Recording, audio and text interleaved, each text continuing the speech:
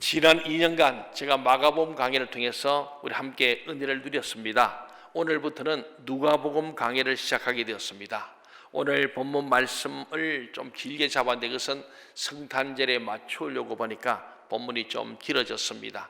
원래 1절부터 4절 먼저 누가복음 전체에 대한 서론적 개관을 하는데 오늘 그것을 짧게 요약하고 이어지는 엘리사벳이 잉태하는 세례 요한의 출생에 관한 다른 복음서에 없는 특별한 내용으로 우리가 말씀을 함께 나누고자 합니다. 먼저 1절부터 4절을 보면요, 누가복음이 어떻게 쓰인지를 기록하게 된 목적과 방법을 일목요연하게 잘 설명해 놨습니다.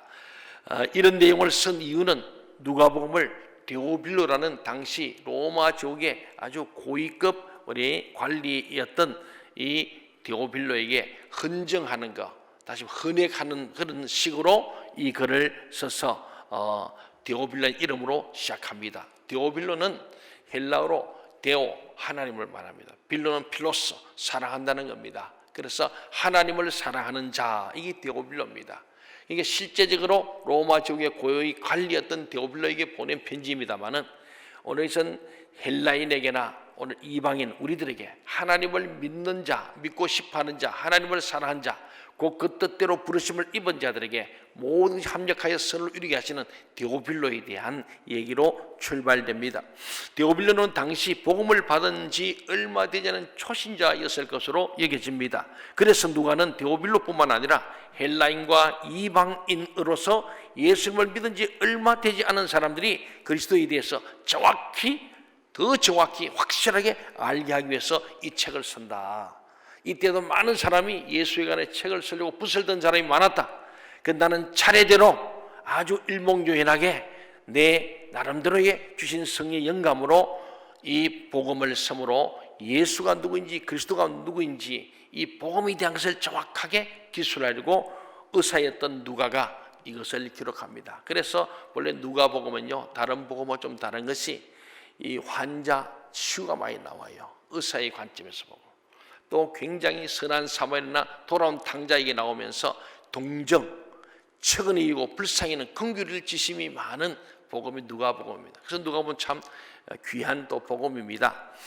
2절 3절에 보니까 여기에 보면 두 부류의 사람이 나온다는 거예요. 한 부류는 예수님이 하시는 것을 직접 눈으로 보고 체험한 말씀의 목격자들이고 또 한 부류의 사람은 말씀의 일꾼, 즉 복음 전파자라는 겁니다. 누가는 어디에 속하냐 하면은 직접 예수님 12사도가 아니었기 때문에 직접 보고 들은 것이 아니고 이 제자들의 말을 구전으로 입으로 전해오는 것이고 인터뷰를 통해서 예수에서 알고 또 이미 누가복음 앞에 써있던 지난번 마가복음이나 마태복음 이 두 개가 누가복음보다 좀 더 빨리 써있다 봅니다.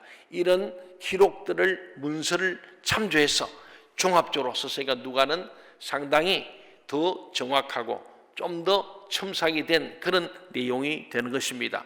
누가는 예수님의 12가 아니기 때문에 결국 이렇게 간접적인 세컨더리 소스, 제2차적인 자료를 가지고 누가복음을 썼다고 그는 아주 밝히고 있는 거예요. 요새 표절 시비가 많은데 그냥 남의 것 해놓고 자기 것처럼 하면은 그런데 여기는 나는 직접 예수를 목격한 게 아니기 때문에 제자들의 이야기를 전해드리는 구전과 또 마가복음과 마태복음을 통해서 내가 문서를 참조해서 더 구체적으로 정확하게 예수 그리스도의 복음을 내가 썼다라고 밝히고 있습니다. 그렇습니다. 예수 그리스도를 통해서 하나님의 자녀가 된 자들의 영적 정체성, 오늘 저와 여러분이죠. 직접 예수를 만난 적도 없고 본 적도 없어요. 그러나 우리는 오늘 예수 그리스도를 믿는 하나님의 자녀로서의 영적인 정체성은요, 성취되는 말씀을 보는 말씀의 목격자예요. 우리 지금 말씀을 읽음으로 말씀을 목격하는 거예요. 그렇죠? 예수를 직접 목격한 건 없습니다. 근데 말씀의 목격자로서 이 말씀을 마치 내가 예수님을 만난 것처럼 우리가 보고 듣고 체험하여서 이 말씀을 전달하는 복음 전파자가 되는 것, 누가도 그런 입장에서의 영적 정체성을 말씀하고 있습니다. 우리는 복음을 전하는 전파자, 그래서 일꾼이 되어야 합니다. 하나님께서 말씀으로 천지를 창조하셨고 말씀으로 친히 이 땅에 오셨고 또 말씀이 성취하셨고 지금도 그 말씀을 성취하고 계시기 때문에 우리가 말씀에 뿌리 내릴 때에 새 힘을 얻고 현장을 변화시켜 나갈 수 있습니다. 그래서 우리는 기독교는 말씀의 종교, 언약의 종교를 하잖아요. 그래서 우리는 뭐니 뭐해도 하나님 중심, 두 번째가 말씀, 이 성경 말씀 중심입니다. 그리고 이 말씀은 교회에서 나오기 때문에 교회를 중심으로, 그리고 이 말씀을 풀어내는 목사님을 중심으로 우리가 신앙생활하자. 이게 칼빈으로부터는 우리 개혁교회, 장로교회의 모토입니다. 그래서 하나님 중심으로, 성경 말씀 중심으로, 교회를 중심으로 우리가 믿음 생활을 하는 것, 이것이 우리 영적인 정체성이죠. 그렇습니다. 사탄은 교회를 오래 다녀도 말씀을 모르게 합니다. 그래서 오래 교회를 다녀도 성경 말씀을 가지고 제자 양육을 하지 못합니다. 이것이 사단의 고도의 전략이에요. 영적 교만이 제일 무섭습니다.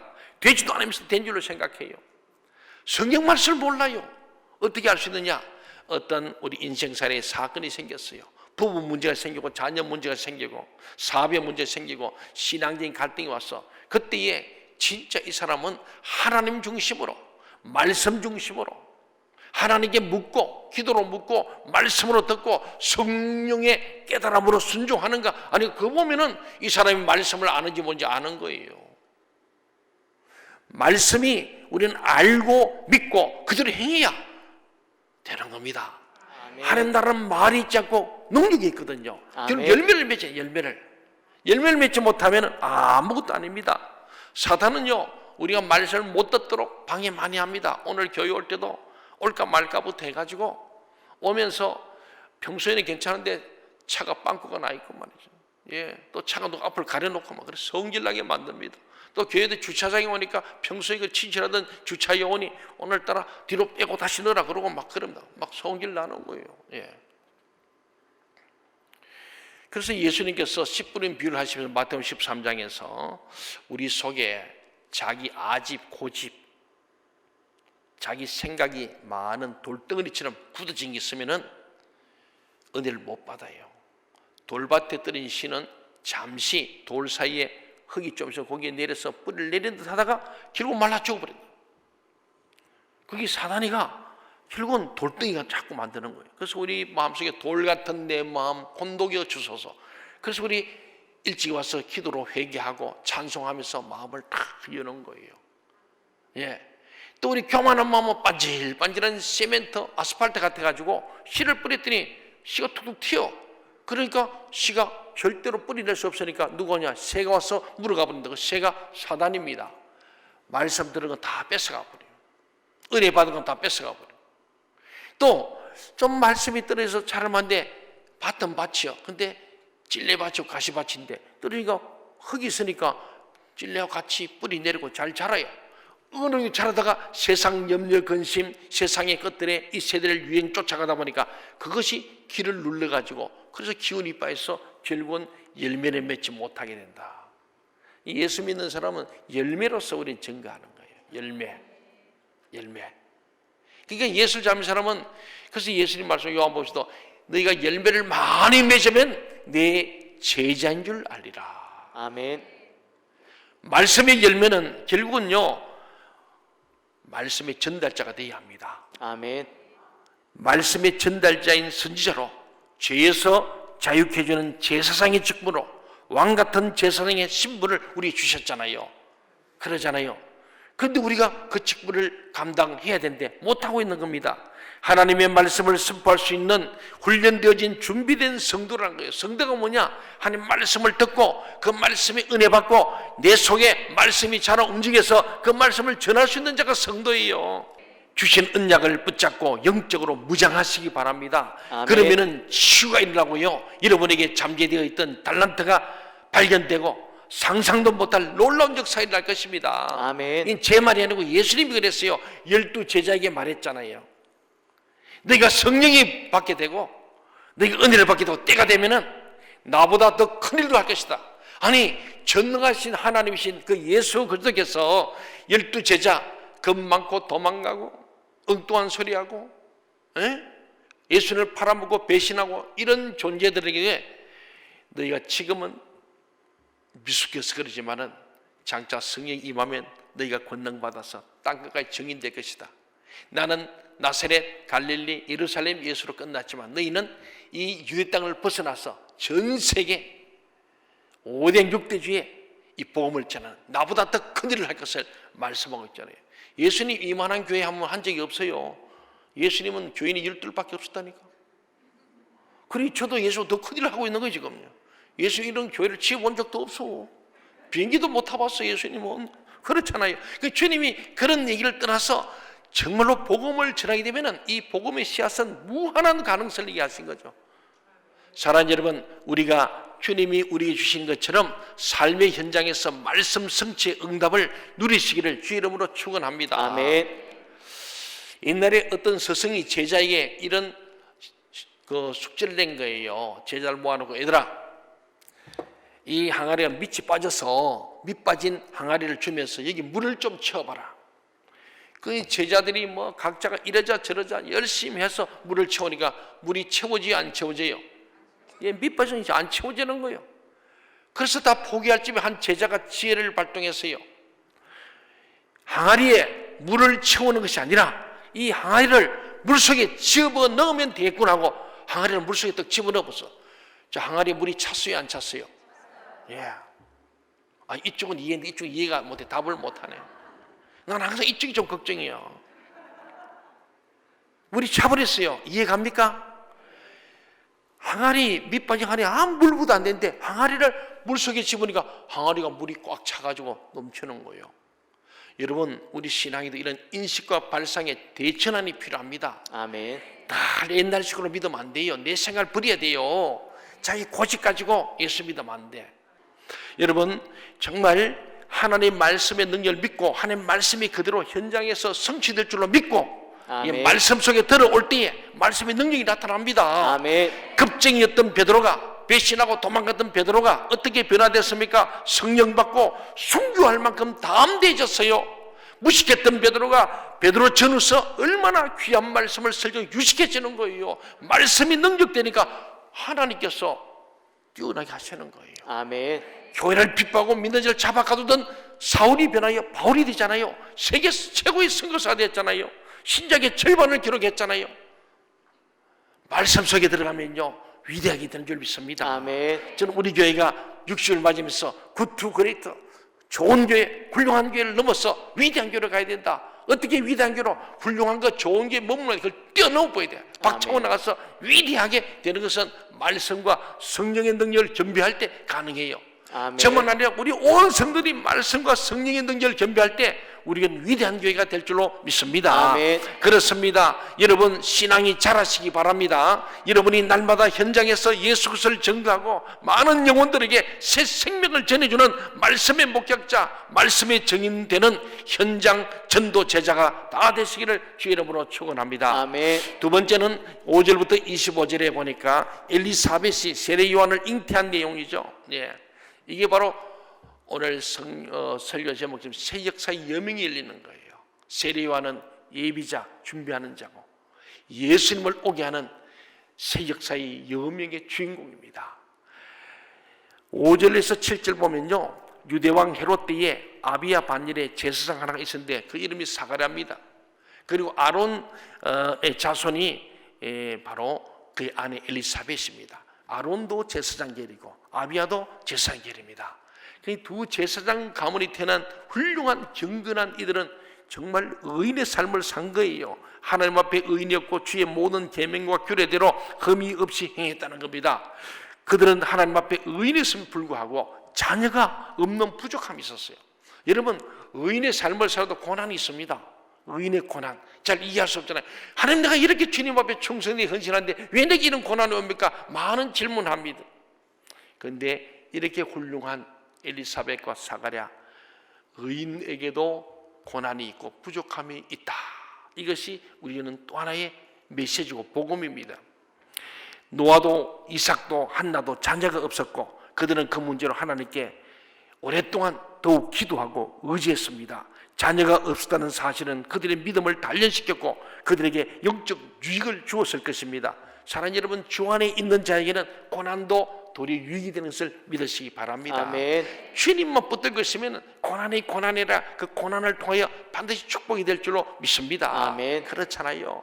사랑하는 여러분, 이어서 8절로 17절을 우리 보게 되는데 그 중간에 13절 중반절을 보면 너희의 간구함이 들린지라, 이게 중요한 말씀이에요.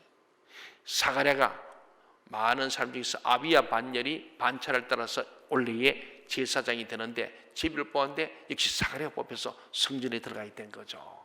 거기서 가브리엘 천사를 만나서 하나님의 놀라운 은혜를 경험하는 거예요. 400년 동안에 하나님의 음성이 끊어졌는데 드디어 사가랴에게 하나님께서 가브리엘, 기쁨을 전하는 천사 가브리엘에게, 나중에 예수님 탄생도 가브리엘이 전합니다. 이 가브리엘이 세례 요한의 잉태와 출생을 얘기하는 놀라운 사건이 생겼는데, 오늘 그들이요 이렇게 되기 위해서는 평소에 사가랴가 이 자녀를 달라고 오랫동안 기도했음을 보입니다. 그는 아마 결혼 후에 오랜 세월 동안 기도했을 것입니다. 그들은 기도 생활로 믿음의 단련을 얻었고 마침내 하나님께도 이 기도의 응답을 받은 거예요. 너희의 간구함이 들린지라, 하나님이 들린 대로 응답하시는 분입니다. 여러분도 하나님 앞에 소리 높여 간구하시길 바랍니다. 아멘. 그렇습니다. 그래서 오늘 가브리엘 천사가 사가랴에게 엘리사벳이 임신할 것이다, 애를 낳게 되면 그 이름을 요한이라 해라, 이렇게 말씀합니다. 그리고 그 아들은 어떤 아들이냐, 15, 16, 17절에 보니까 네 가지로 말하면서 이런 아들이 될 것이다. 한번 볼까요? 15절부터 17절 같이 한번 보겠습니다. 시작. 이는 그가 주 앞에 큰 자가 되며 포도주나 독한 술을 마시지 아니하며 모태로부터 성령의 충만함을 받아 이스라엘 자손을 주 곧 그들의 하나님께로 많이 돌아오게 하겠습니다. 예. 그가 다 했어요? 네. 네 번째까지. 네 가지면 큰 자가 된다. 모태로부터 성령 충만하다. 그죠? 많은 사람을 회개하여 하나님께 돌아오게 하겠다. 그 아버지의 마음을 자식이라, 자식의 마음을 아버지가 돌이키게 해서 정말 주를 위해 씌운 백성을 예비할 것이다. 예비자. 주님 오심을 미리 예비하는 자. 예수님보다 6개월 먼저 잉태되고 6개월 먼저 출생한 세례 요한. 그래서 그는 요단강에서 회개하라, 천국이 가까웠다고 외치면서 주님 오실 길을 예비한 위대한 새 역사의 여명의 주인공이 바로 세례 요한이었어요. 하나님께서는요 경건하고 의로운 부모에게서 그의 귀한 종이 나오게 하셨습니다. 오늘날도 경건한 부모에게서 하나님께서 귀히 서시는 종들이 나옵니다. 부모님들이요 자녀들로서 기도 많이 하십시오. 아멘. 경건한 부모가 경건한 자녀가 나옵니다. 여러분의 자녀가 어떻게 하면 하나님의 일꾼으로, 복음의 전도자로 하나님 쓰시는 사람이 될까? 하나님 나라와 의를 위해서 어떻게 쓰임받을까? 여러분 여기에, 여러분 아무리 믿음이 있다 해도 자식을 어떻게 키우냐 보면 나와요. 이 자식이 뭐가 되기를 원하느냐? 거기에 여러분의 비전이 있잖아요. 여러분 믿음의 결과가 있잖아요. 내 자식이 정말 하나님의 나라와 의를 위해 쓰임받기를 원하는가? 아니면 세상에 출세를 원하는가? 거기서 이런 믿음에 아무리 속여도 결론은 거기서 답이 나오는 거예요. 생명보다 겨 내 자식을 어디에 쓸 것인가? 예, 그렇지 않습니까? 예. 우리는 모든 분야이기 때문에 꼭 목사가 되고 뭐 선교 될 필요는 없습니다. 어느 분야였든지 하나님 나라와 의를 위해 살 수 있도록 심어져야 됩니다. 아멘. 요게벳이 있었기 때문에 모세가 나온 거예요. 아멘. 한나에서 사무엘이 나오는 거예요. 아멘. 오늘 이 엘리사벳이 세례요한을 냈고요, 마리아가 예수를 하잖아요. 부모가 중요합니다. 그런데 18절 23절에 보니까 이 의인 사가랴에게도 믿음이 연약했어요. 그래서 하나님께서 가브리엘 천사를 통해서 아들을 준다는데도 아브라함처럼 안 믿어주는 거예요. 불신앙이죠. 불신앙은 하나님 싫어하십니다. 그래서 우리가 하나님의 전지전능하신 하나님을 믿는다면 우리는 그의 모든 말씀을 의심 없이 다 믿을 수 있고 또 믿어야 합니다. 아멘. 그러나 사가랴는 천사를 통해 주신 하나님의 말씀을 믿지 못했습니다. 그것 때문에 그는 얼마 동안 어떻게 돼요? 벙어리가 되었습니다. 이거 입 열게 하면은 계속 믿음 없는 얘기 했거든. 아이 글쎄 내가 들어갔더니 천사건데 나 늙은 이거한테 아들을 준대, 말도 안 돼 말, 그리고 떠들고 다니까 벙어리 만들어 버렸다니까. 그러면은 그 부정적인 말이 그의 놀라운 은혜와 복을 놓치기 때문에 하나님이 벙어리 자꾸를 딱 잠가버렸어요. 여러분 믿음이 안 생기고 불평 원망이 나오다 자꾸 잠그세요. 벙어리 되세요. 여러분 불평한 만큼 귀에 들린 대로 갚으십니다. 원망해도 그렇습니다. 부정적인 얘기, 뒤로 물러선 얘기, 못해 나는 못하겠다, 그게 아니고 주님 말씀만 하옵소서, 내가 하겠습니다. 여러분 입을 열면 긍정적 믿음의 말들 하기 바랍니다. 아멘. 아니면 입을 닫아버리세요. 마스크 세워놨잖아요. 입 닫아버려. 벙어리를 만드시는 거야. 왜? 하나님께서 반드시 새 역사의 예명을 열기 위해서 세례인이 와야 되기 때문에 이 사가랴가 입으로 범죄시 못하도록 벙어리를 만드신 거예요. 24절 25절의 마지막에 보니까 여인이 자녀를 임신하지 못한 것은 부끄러운 일이죠. 그러나 하나님께서 나이 많은 그에게 임신하는 복을 주셨습니다.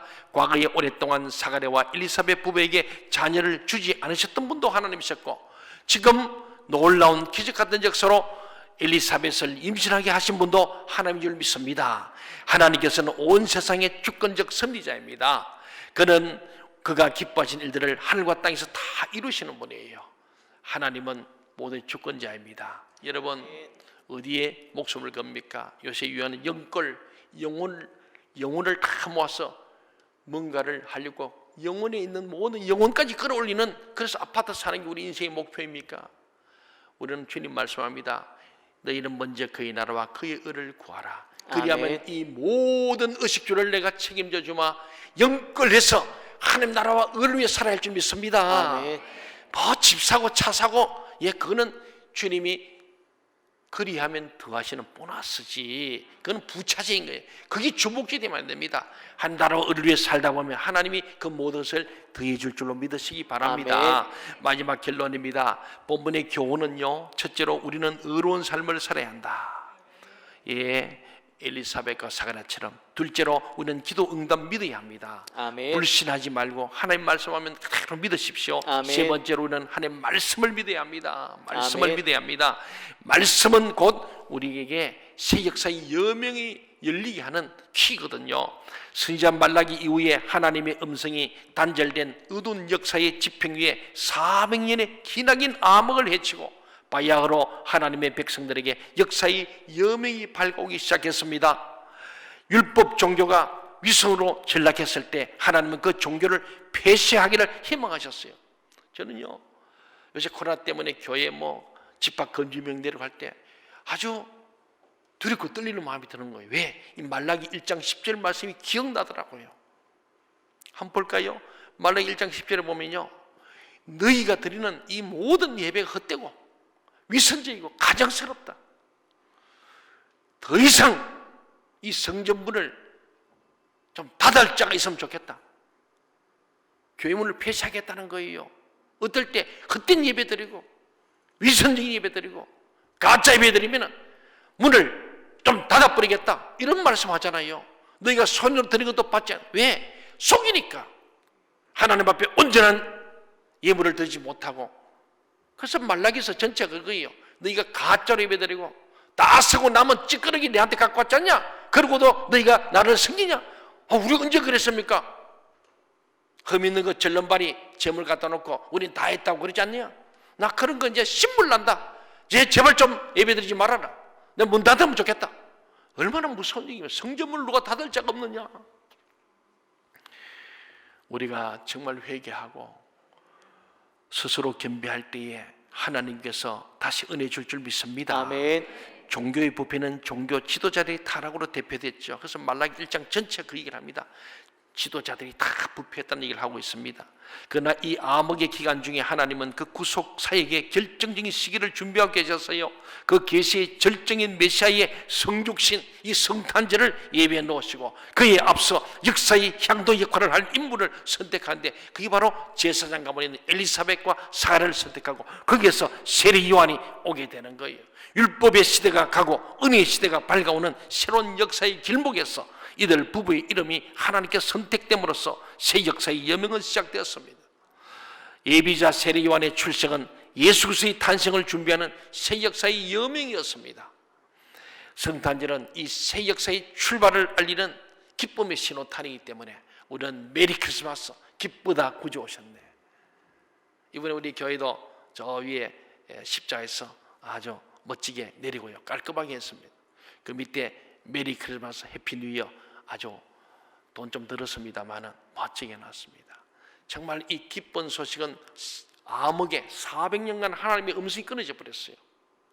말라기 이후에 끊어졌는데 거기서 엘리야와 같은 세례 요한을 예비하시고 세례 요한이 주님 오심을 예비하게 하셔서 새 역사의 여명을 넘어서 어려운 태양이 떠오르는 성탄절, 그래서 우리 메리 크리스마스, 기쁘고 즐거운 성탄절이고, 저는 기도하기는 이 성탄절을 통하여 우리 온 한국교회가 이 땅에 예수 그리스도 이 땅에 오심으로 하늘은 영광 땅에는 평화가 임하는 정말 이 코로나가 물러가는 그런 역사가 일어나기를 간절히 소망합니다. 아멘. 오늘 이 성탄의 기쁨의 소식이 온 땅에 퍼져갈 때에 코로나는 진멸될 줄 믿습니다. 아멘. 우리가 입을 닫고 있으면 돌들이 소리지는 거예요. 이 기쁜 소식을 온 누리에 전하는 우리 모두가 되기를 주의 이름으로 간절히 소원합니다. 아멘. 기도하겠습니다.